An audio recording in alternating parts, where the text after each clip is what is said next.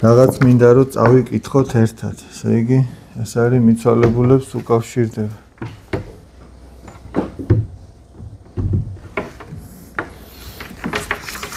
წმინდა პაისი ათონელის წიგნიდან, კერძოდ მეოთხე ტომი, რომელიც ეძღვნება ოჯახურ ცხოვრებას. ასეთი სათაური აქვს, ბოლო ნაწილი ეძღვნება მიცვალებულთა მოხსენიებას და ასე აწერია მომავალი ცხოვრება.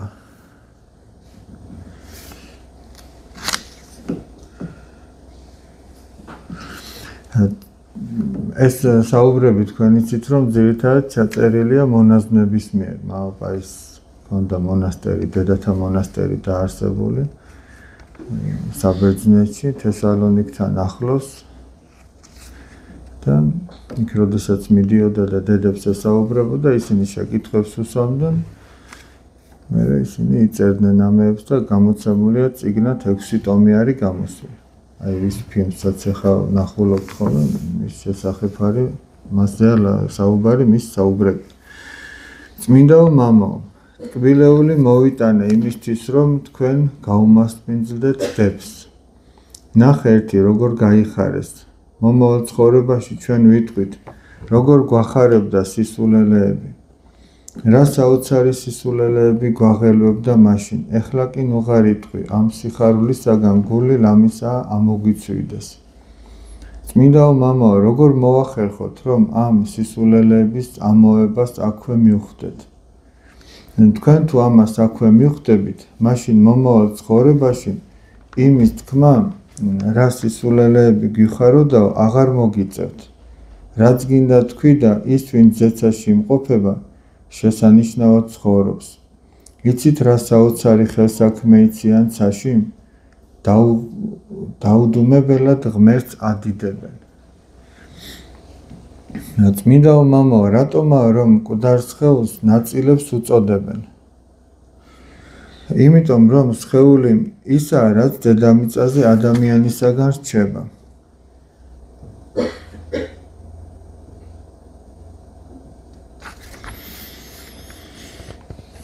მისი სიკვდილის შემდეგ მთავარი ნაწილი ადამიანისა მისი სული ცაში მიდის.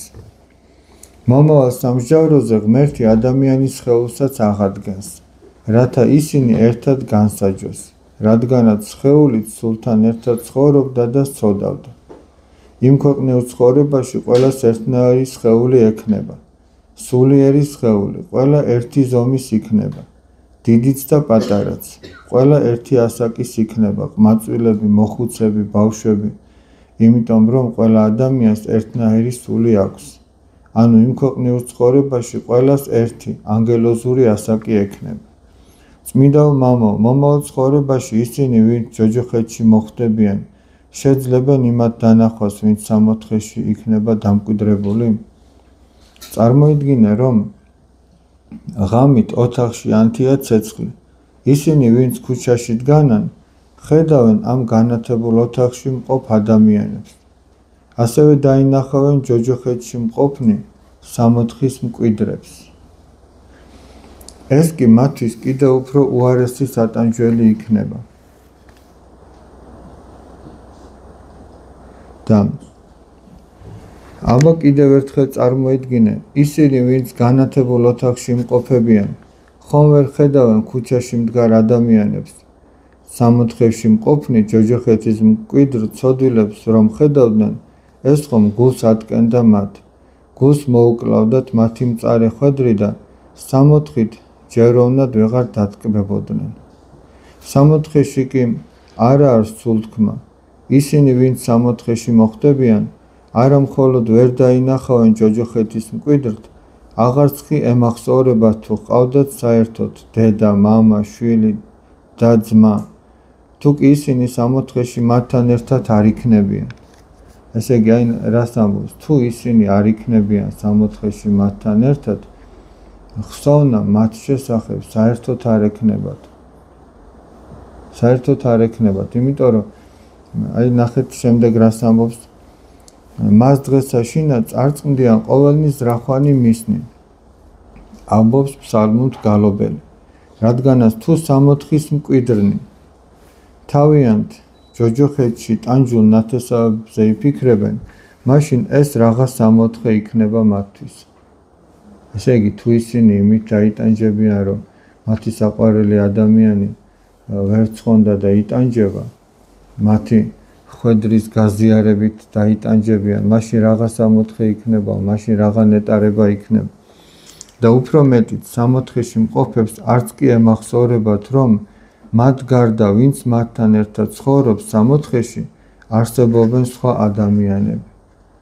ანუ ამის ახლა წარმოიდგინეთ, რომ რაიმე ნივთი ან რომელიმე ადამიანი, რომელიც არ დაბადებულა და არ გამოგონილა ის ნივთი, ჩვენი ნივთის შესახებ ცნობა ხო არა გვაქვს, ჩვენი გონება ხო არ ფიქრობს იმაზე საერთოდ, ის არ არსებობს, ჩვენი გონებისთვის არ არის. ან ადამიანი, რომელსაც ჩვენ საერთოდ არ ვიცნობთ და ესე იგი ვერც კი წარმოგიდგენია, რომ ის ადამიანი დედამიწაზე არსებობდეს, ჩვენ იმის შესახებ ხო არ ფიქრობთ, მით უმეტეს მისი ტკივილიც არ გვაქვს და აი ამას ამბობს. ასევე მათ აღარ ემახსოვრებათ ის წოდები, რომელთაც მიწიერ ცხოვრებაში აღასრულებდნენ. აი ესე ძალიან მნიშვნელოვანია. ახლა თუ ადამიანს ახსოვს ის წოდები, რაც ჩაიდინა და იმის გამო ისე ნანობს და ისე ტკივა, ახლა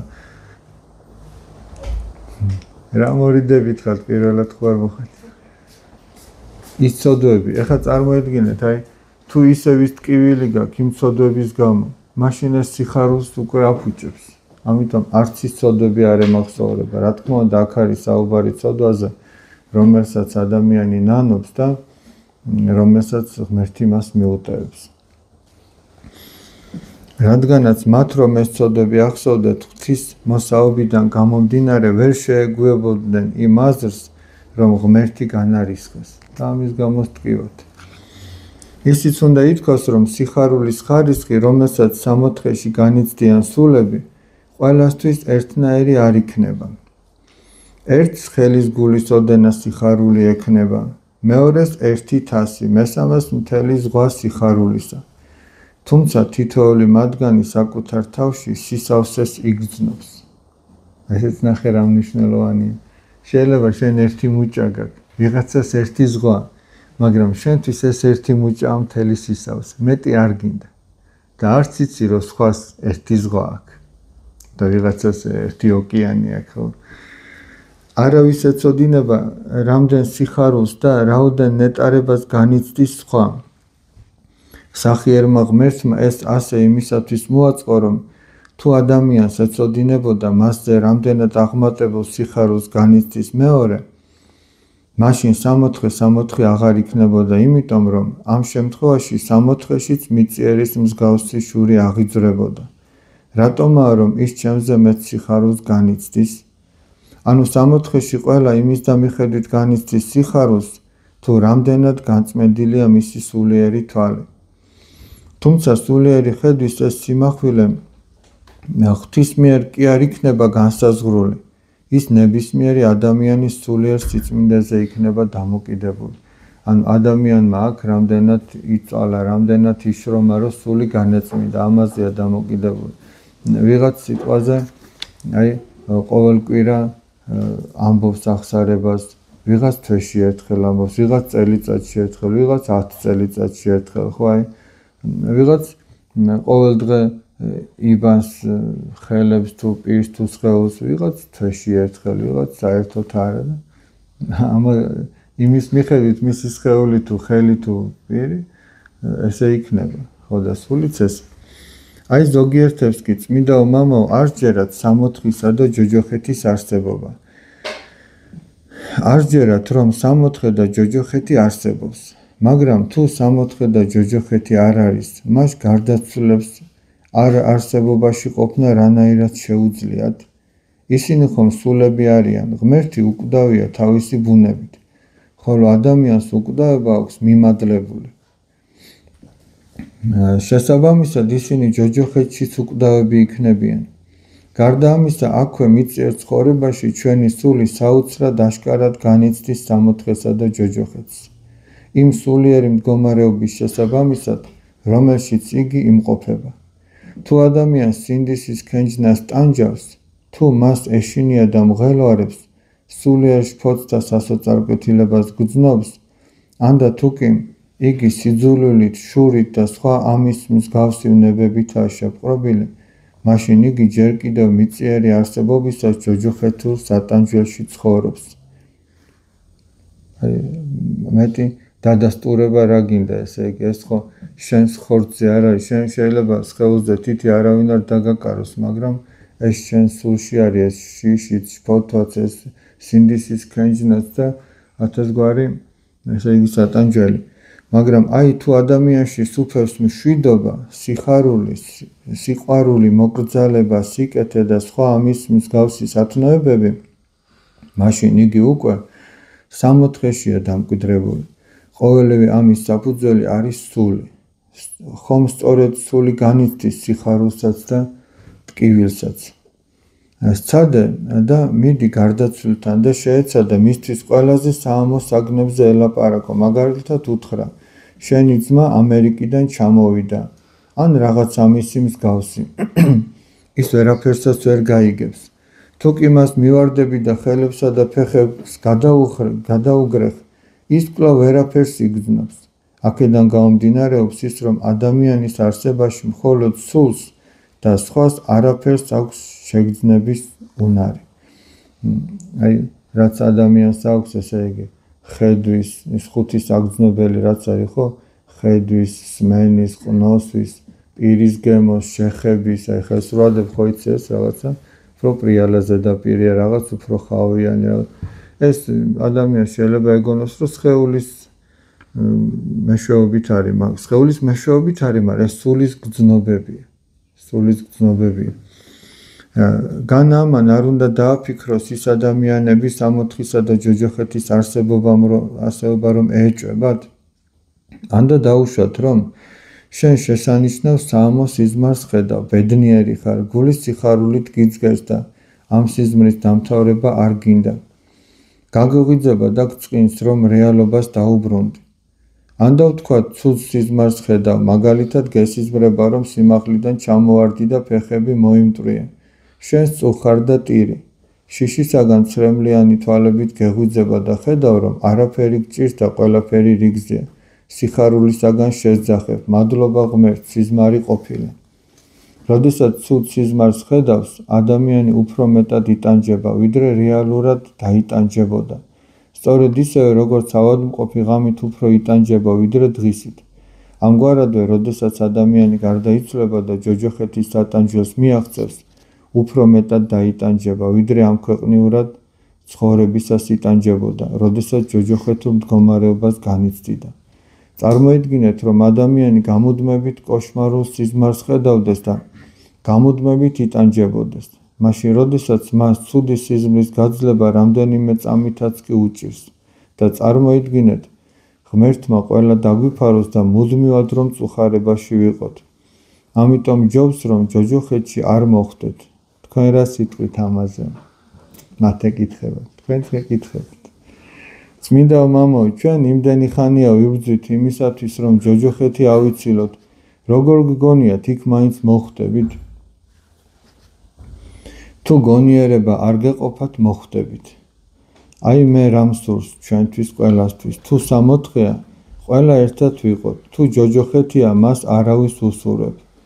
სწორს ვამბობ თუ არა? ყოველივე იმის შემდეგ, რაც ღმერთმა ჩვენთვის ადამიანებისთვის მოიმოქმედა, უდიდესი უმადურობა იქნება თუ ჯოჯოხეთში მოხვდებით და ამით მას გავაწყრობთ. ღმერთო დაიფარი ჯოჯოხეთისაგან, მარტო ადამიანი კი არა, თვით სულ პაწაწკინტელა ჩიტიც კი. და ეს ახიერმა ღმერთმა მოგვანიჭოს სინანული, რათა სიკვდილმა კეთილ სულიერ მდგომარეობაში მოგვისწროს და ჩვენ კვლავ დაუბრუნდეთ მის ზეციურ სამეფოს. ამინ. აი ბოლოს რაც თქვა, რომ სიკვდილმა კეთილ სულიერ მდგომარეობაში მოგვისწროს. ახლა მე დილასაც ვამბობდი. აი რამდენი ადამიანია, რომ ესე იგი იქ როგორ იყო ნათქვამი, რომ ვინც ბოლომდე დაითმინოს ის ცხონდება, მაგრამ ბოლო არავინ არ იცის როდის არის და სად არის. ამიტომ ესე იგი შეიძლება ზოგჯერ ადამიანმა კარგად დაიწყოს, აი ეკლესიური ცხოვრება დაიწყოს, აღსარება თქვას, სინანული კონდეს, ხშირად ეზიაროს, მაგრამ გარკვეული პერიოდის მერე ეს მიატოვოს.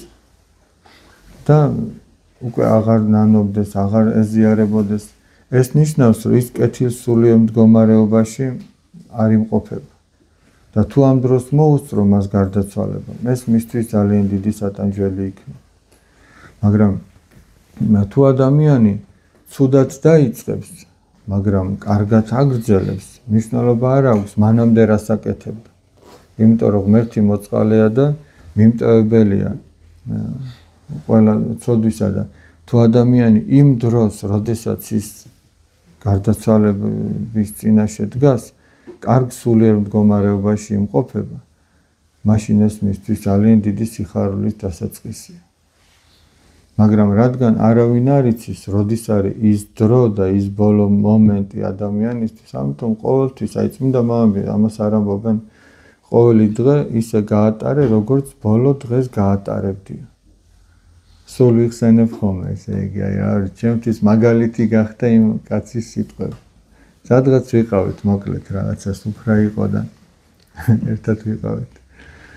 და ეს კაცი მეკითხება ერთი კარგი გულიანი კაცი ჩანდა რომ ღმერთმა ჩვენო ერთი დღე მოგცაო დალევისაო თუ ქეიფისაო აღარ მახსოვს რა სიტყვები თქვა ზუსტად და რომელი დღეაო და ახლა ვფიქრობ რას გულისხმობს რაიმე დღესასწაულს გულისხმობს განსაკუთრებით რაღაცას და რომელი დღეა მეთქი და არ თქვენ არ იცითო არ ჩვენ არ ვიცით ხოდა რო არ გამოგჩესო ყოველ დღე ვქეიფობთ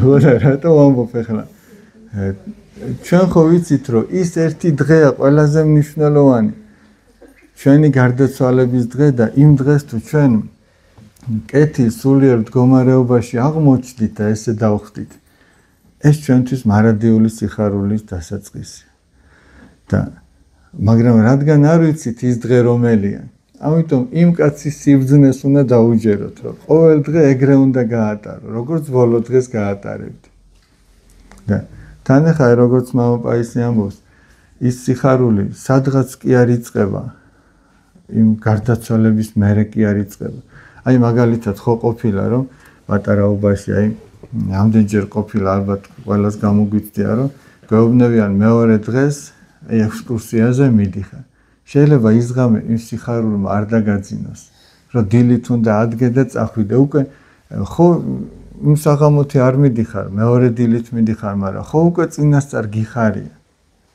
ხო და აი ეგ სიხარული აქვე იწყება და მეორე მხრივ ეხლა რომ რაღაცა დააშავე და მამა ჯერ არ მოსულა სახში და რო იცი რომ მოვა და გაიგებს რომ ეს შენ გააფუჭე ხო უკვე ვერ ახარ კარგად სანამ მოვა და სანამ გაიგებს და სანამ ხო რაღაცა ის გაქვს წინასწარ და აი ესეთი შიში და სატანჯველი ახლავს აი სინდისის ქენჯნას ესე იგი ამიტომ ესე იგი აქვე იწყება ის სასუფეველი და ჯოჯოხეთი სხვადასხვის მამა ეფრემი რო იყო ჩამოსული ჩვენ მაშინ სასულიერო აკადემიაში ვსწავლობდით ესეთი საუბარმა მოიტანა იქ იყო მოვძანებული ჩვენთან აი ავტოპედის წინამძღვარი იცი ხშირად ჩამოდის ხოლმე არლობა ღმერთს საქართველოში და ერთ-ერთი ჩამოსვლა მაშინ იყო ჩვენ სტუდენტები ვიყავით და ის ამბობდა რომ აქვე იწყება აი სხვანაირადო რომ ჩვენ რო ვთქვათო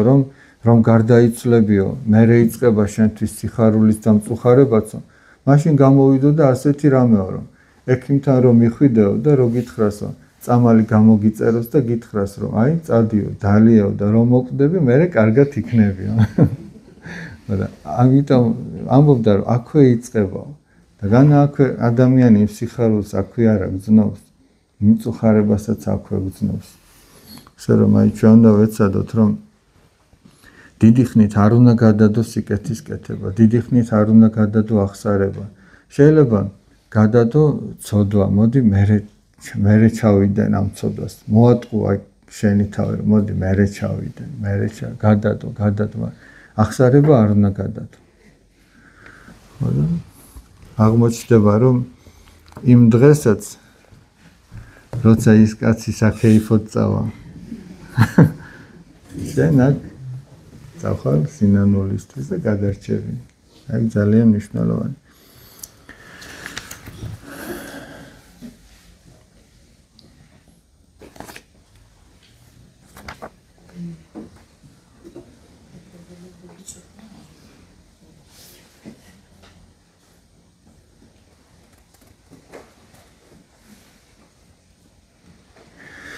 მოდი ერთი ორ შეკითხვას წავეკითხო.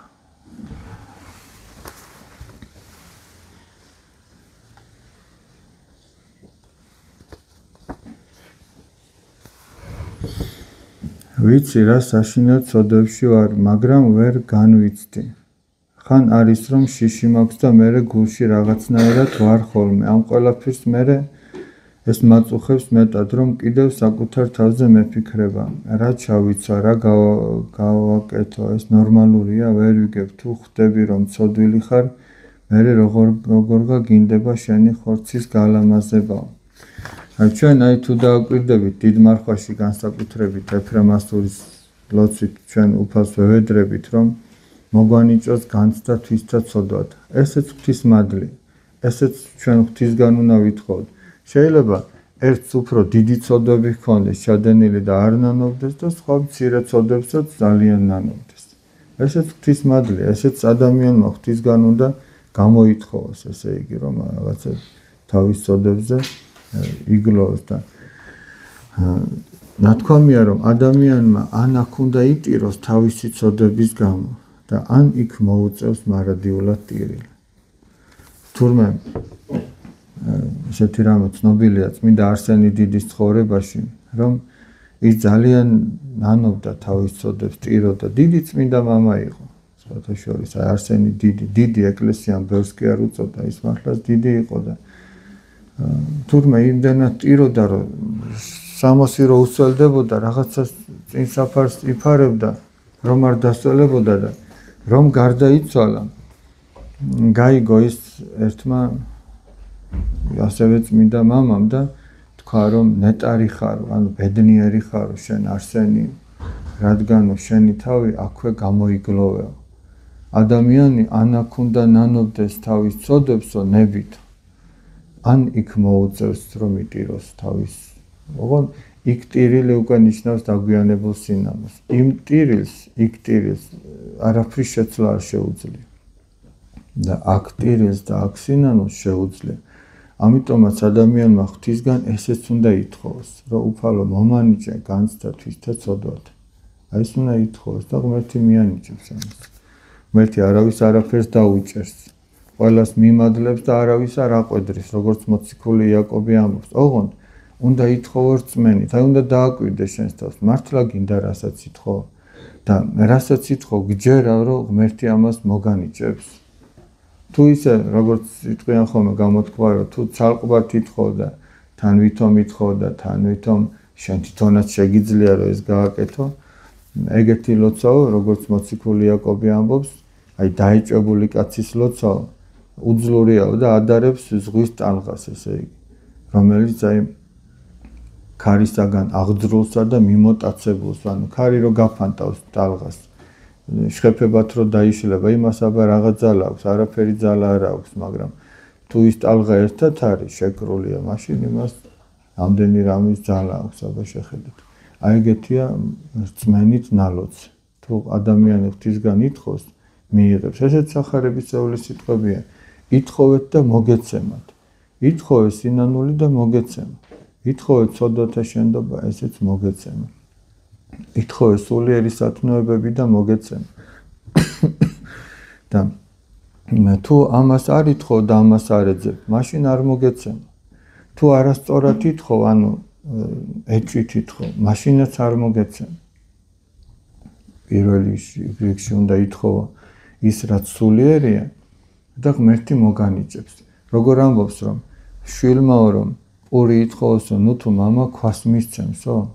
აი ჩვენთვის ეს პური არსობისა ითხოვოს, აბა ადამიანმა უფალო მომანიჭე ძალა რომ როგორც შენი კურთხევა, როგორც ჩემი პატრიარქის კურთხევა, რომ ყოველ კვირა მოდიოდი და ვეზიარებოდი დიდ მარხვაში მით უმეტეს. აი მომანიჭი ამის ძალა რომ ეს ვაკეთო. მაგრამ აბა ეხლა ჩვენს გულში ჩავიხედოთ, ამას ითხოვს ადამიანი რომ ღმერთმა ეს მიანიჭოს, არ ითხოვს. და თუ ადამიანი ამას ითხოვდა, ღმერთი მიმადლებდა ამას. იმიტომ რომ ეს არის პური არსობისა და თუ პურს ითხოვსო შვილიო, მამა ქვას არ მისცემს.